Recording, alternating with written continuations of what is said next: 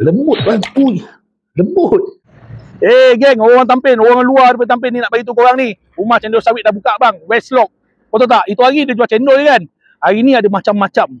Nasi kambing, lamb shank, macam-macam lah. Kau ikut aku Ini dia bang, antara pot santai ala-ala kampung yang berada dekat Tampin, Negeri Sembilan ni. Tempat paling tenang sekali kalau kau nak makan dengan family. Nak bawa mak ayah tau. Menu-menu dia pun boleh tahan kat sini. Jom kita tengok. Okay guys, ada 4 jenis menu yang aku order kat sini. Dalam buku menu dia memang banyak menu dia. Ada western, ada apa lagi, spaghetti, macam-macam lah, pasta apa semua. Ini aku tunjuk korang yang killer dia.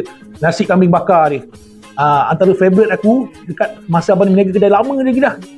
Sop lensing ni kau kena try juga kat sini. Layan sop malam mau cakap kan. Kari kambing dengan roti Arab dia bang. Roti Arab tu kalau kau nak makan dengan ni, masun sop dia pun nala juga. Bismillah.